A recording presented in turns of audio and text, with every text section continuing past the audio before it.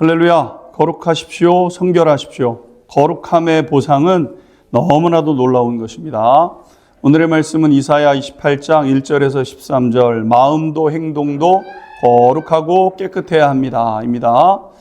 하나님을 섬기는 백성들은 복된 백성들입니다. 그들은 보장된 복을 누리게 되지요. 환난 때에 도움되어 주시고 위기 때에 피난처가 되어 주시는 은혜를 입게 됩니다. 그런데 이스라엘 백성들은 하나님을 등지고 외면했던 거죠.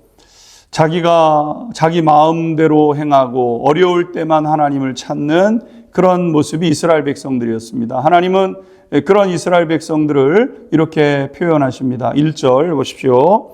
에브라임의 술 취한 자들의 교만한 면류관은 화 있을진저 술에 빠진 자의 성 곧 영화로운 관과 같이 기름진 골짜기 꼭대기에 세운 성이요 쇠잔에 가는 꽃 같으니 화 있을진저. 하나님은 이스라엘 백성들이 술에 취해 살았다고 말씀하시는데 교만해서 그랬다 이렇게 말씀하고 있습니다. 흥청망청거려도 살 줄 알고 그들은 그렇게 살았던 거죠. 하지만 그럴수록 그들은 점점 더 약해져 가고 병들어가게 될 뿐이었다는 겁니다. 성실하게 살지 않으면 어떻게 잘 살고 복된 삶을 살 수 있겠습니까? 여러분, 그런 것은 어느 곳에도 없습니다. 그러므로 늘 성실해야 하고 정직하게 살아내야 하는 것이죠. 그런데 그 중에서 은혜를 입은 이들도 있게 되었다는 겁니다. 5절 말씀 보십시오. 그날의 만군의 여호와께서 자기 백성의 남은 자에게 영화로운 면류관이 되시며 아름다운 화관이 되실 것이라. 하나님은 세상 모든 사람들이 그렇게 살 때에 믿음과 진실함으로 살아낸 사람들에게 긍휼과 자비를 베푸셨다는 것이죠.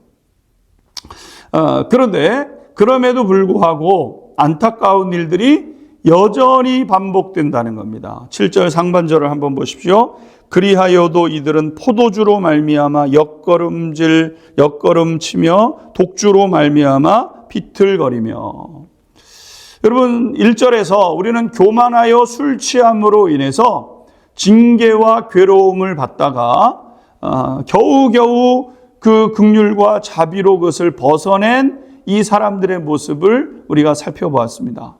그런데 놀랍게도 그들은 그것을 청산해내지 못하고 여전히 술에 취해서 비틀거리며 살아갔다는 겁니다. 여러분, 이것은 은혜를 모독하는 것이고 마치 자유를 방종으로 바꾸는 것과 같은 것이라고 할 수 있습니다.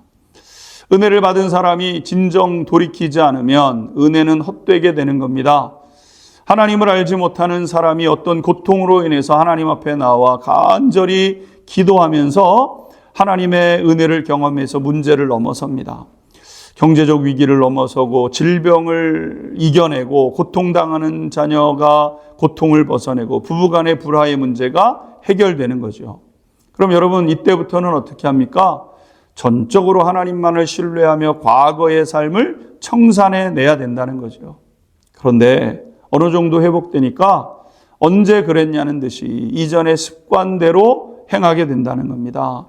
여러분, 그러면 고통이 반복되는 것에 그치지 않고 더 큰 고통이 되어서 돌아오게 된다는 거죠. 이들은 하나님의 은혜를 값싼 것 정도로 여겨서 얕은 회개, 다시 말해서 위기만 모면하려고 했던 행동을 하게 되었다는 거죠. 결코 진짜 복이 될 수 없게 되었다는 겁니다. 사랑하는 성도 여러분, 진정한 회심, 우리의 말이 바뀌고 손과 발이 바뀌고 행동이 바뀌는 것으로 말미암아 우리는 복을 누리게 되는 겁니다. 바라기는 우리 안양중학교의 모든 성도님들마다 말씀의 인도하심을 받으며 복된 삶을 살아내게 되기를 주님의 이름으로 축복합니다. 기도하겠습니다. 마음도 뿐만 아니라 우리의 손과 발도 깨끗한 인생 되게 하여 주옵소서. 거룩하고 복된 삶을 능히 감당하는 주의 백성들 되게 하옵소서. 예수 그리스도의 이름으로 기도하옵나이다. 아멘.